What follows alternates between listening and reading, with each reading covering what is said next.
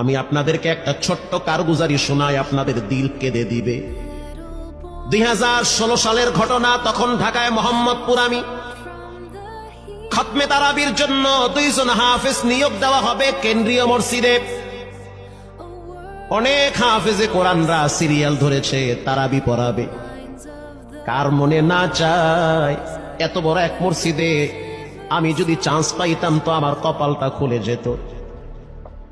শুক্রবার দিন সবাই দরখাস্ত রাখলো, ইন্টারভিউ শুরু হয়ে গেল। পরের জুমায় অসংখ্য ছাত্রদেরকে দেখছি খতমে তারাবির জন্য ইন্টারভিউ সিরিয়াল দিয়েছে। ইন্টারভিউ বোর্ডের ভিতরে আমি ছিলাম।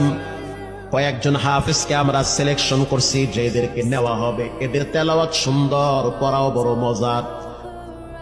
আমরা কাগজগুলো এক জায়গায় জমা করছি।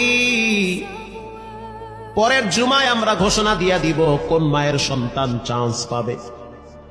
পরের জুমায় যখন জুমার নামাজের পর 3টার দিকে যখন আমরা বসে বসে ফলাফলগুলা দেখতেছি যে কাকে কত নাম্বার দেওয়া হয়েছে, দরওয়াজা লাগায় দিছি, জানলা লাগায় দিছি, এসি ছেড়ে দেওয়া হয়েছে, সব লাগানো, বাহির থেকে কিছুই দেখা যায় না। ইন দি মিন টাইমে মসজিদের বারান্দার দরওয়াজায় কে যেন নক করতেছে। খাদেম সাহেব আস্তে করে জালনা খুইলা উকি মাইরা দেখতেছে যে 2টা ছোট বাচ্চা বাহিরে দাঁড়িয়ে আছে, একেবারে অল্প বয়স। খাদেম প্রশ্ন করলো, তোমরা কারা, কেন আসছো? বলে, আমরা 2 জন আসছি খতমে তারাবির ইন্টারভিউ দেওয়ার জন্য। খাদেম সাহেব একবার পায়ের দিকে তাকায়, আবার জামার দিকে তাকায়, কারণ কথার সাথে বাহ্যিক সুরত মিলে না। অন্য অন্য ছাত্রদেরকে দেখছি কত উন্নত পোশাক পরে, গেটআপ কত সুন্দর করে ইন্টারভিউ দেওয়ার জন্য আসছে। আর এই 2 জনের দিকে তাকায় দেখলাম মনে হয় রাস্তায় ভিক্ষা করতে করতে আইছে, মানায় না, একেবারে গরিব। খাদেম বলল, ইন্টারভিউর ম্যাচ শেষ, চলে যাও বাড়িতে, নেওয়া হবে না। যাদের ব্যাপারে পরীক্ষা নেওয়া হয়েছে তাদের ব্যাপারে ঘোষণা দেওয়া হবে। বাচ্চা 2টা নাসর বান্দা বলতে আছে, আমাদের তো টাকা নাই যে আমরা ভাড়া দিয়ে এখানে আসবো। বাবায় বড় কষ্ট করে 2-4টা টাকা জমা কইরা পকেটে দিয়া পাঠায় দিছে, এজন্য আসতে দেরি হয়েছে। খাদেমের বড় মায়া লাগছে, কারণ খাদেমও গরিবের সন্তান। ভিতরে গিয়া মুয়াজ্জিম সাহেবের বলতে আছে, ও ভাই, বাহিরে 2টা বাচ্চা দাঁড়ায় আছে, ওরা নাকি হাফেজে কোরআন, কিন্তু দেখলে তো মানায় না। মুয়াজ্জিম সাহেব ধমক দিয়া বলতে আছে, কোনো সুযোগ নাই, তাড়ায় দাও। খাদেম গিয়া ইমামের কানে কানে বলতে আছে, হুজুর, বাহিরে 2টা বাচ্চা দাঁড়িয়ে আছে, চেহারার ভিতরে এত মায়া, কিন্তু বাহ্যিক সুরত মিলে না, ওরা নাকি কোরআনের হাফেজ। পাশেই তো রহমানিয়ার মুহাদ্দিস সাহেব বসা আছে, তিনি বলতে আছে, কি ব্যাপার, ফিস ফিস করে আপনি কি বলতেছেন? বলে, হুজুর, বাহিরে 2টা বাচ্চা দাঁড়িয়ে আছে, তারা খতমে তারাবির ইন্টারভিউ দিতে চায়। মুহাদ্দিস সাহেব বলল, কোনো কথা নাই, আল্লাহর ঘরের দরওয়াজা খুলে দাও, এখানে কোনো পার্সিয়ালিটি চলবে না। আল্লাহর ঘরের দরওয়াজা সবার জন্য খুলে দেওয়া হবে, আসতে দাও, ভিতরে বসতে দাও। যদিও ওদেরকে দেখতে মানায় না, বংশগত তেমন মর্যাদা নাই, ভিতরে আল্লাহর কোরআন থাকার কারণে আমাদের উপরে ওয়াজিব হয়ে গেছে তাদেরকে সম্মান করা। কোন দিক থেকে মানায় না, কিন্তু ভিতরে আল্লাহর কোরআন আছে, এজন্য তাদের মর্যাদা অনেক বেশি। এবার বাচ্চা 2টা বাহিরে উজুখানায় গিয়া সুন্দর করে উজু বানাইল। উজু বানাইয়া ভিতরে ঢুইকা আমি তাকায় দেখতেছি লঙ্গির এক মাথা নিচে আর এক মাথা উপরে, এতটাই ভয়াবহ অবস্থা। কিন্তু আজীব দৃশ্য, 2 জনের চেহারা একই রকম লাগে।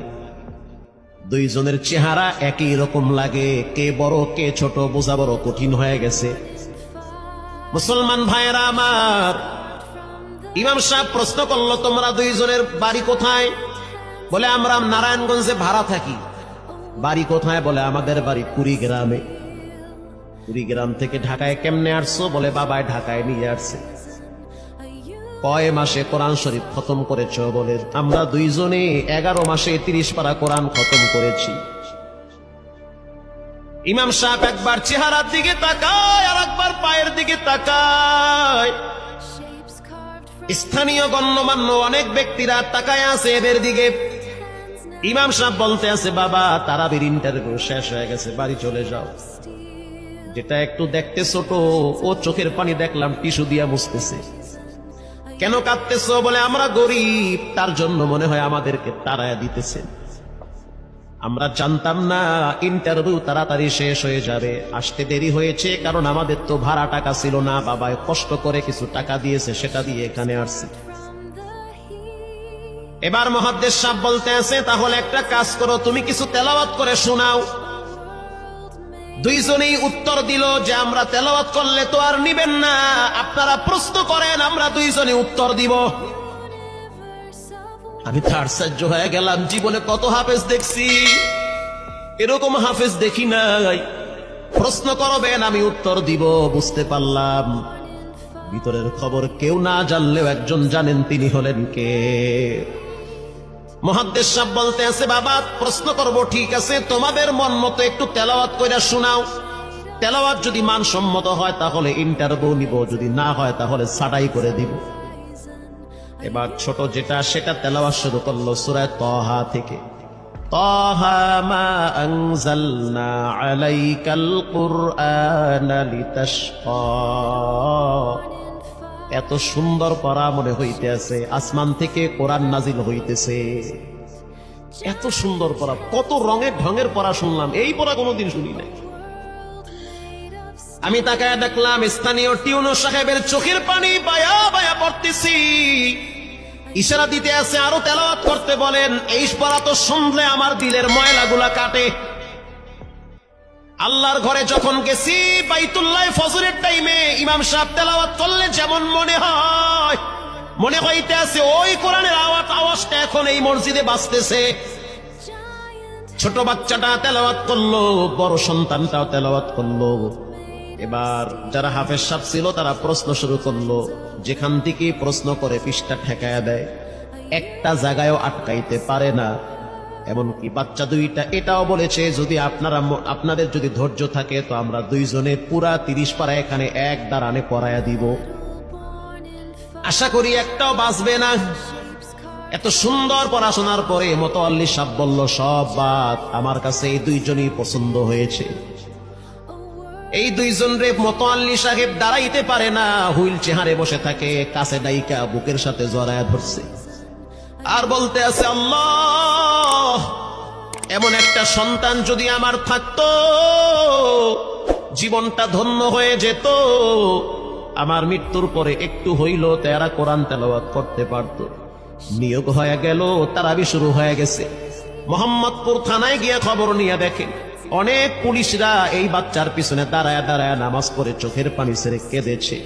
শুধু তাই নয়, অনেক হিন্দু মহিলারা পর্যন্ত রাস্তায় হাঁটার সময় তেলাওয়াতের আওয়াজে দাঁড়ায় দাঁড়ায় কোরআন শ্রবণ করেছে। শুধু তাই নয়, অনেক বড় বড় ডাকাত, মাস্তান, সন্ত্রাস, কিশোর গ্যাংয়েরা পর্যন্ত দাঁড়ায় দাঁড়ায় কোরআনের আওয়াজ শুনেছে। 17ই রমজান তেছে বদর দিবস, হাজার হাজার মুসল্লি দাঁড়িয়ে আছি। ইমাম সাহেব জানে না যে এরা দুইজনে আপন মায়ের পেটের ভাই হয়, এটা ইমামের জানা নাই। দুইজনে তারাবি চলতে আছে, চমৎকার পড়া, পিছনে শত শত মাওলানা মুফতি দাঁড়ায় থাকে। মনে হইতেছে তেলাওয়াতের আওয়াজে আর এক জগতে হারিয়ে যায়, এত সুন্দর পড়া। তারাবি শেষ হয়ে গেল, মুসাফা শুরু হয়ে গেল।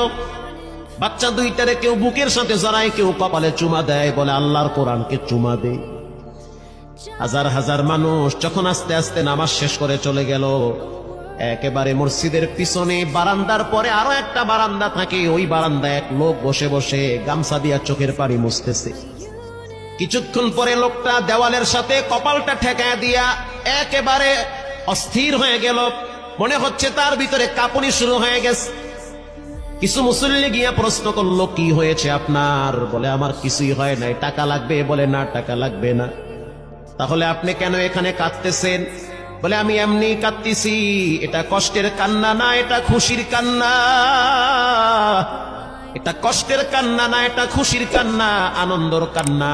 আল বুকা মিনাল ফারাহ, অতি সুখে মানুষ কখনো কখনো কেঁদে দেয়, চোখের পানি ছেড়ে দেয়। ইমাম সাহেব বলল, পিছনে কে? লোকটা তাকে সামনে নিয়ে আসে। এবার লোকটাকে যখন কিছু দূর সামনে আনা হইল, ওই বাচ্চা দুইটা মসজিদের ভিতর থেকে দৌড় মাইরা গিয়া বলতে আছে, এই লোকটা আমার আব্বা। ইনি আমার আব্বা হয়। ধমক দিবেন না, রাগ করবেন না। আমার আব্বা ঢাকা শহরে রিক্সা চালায়।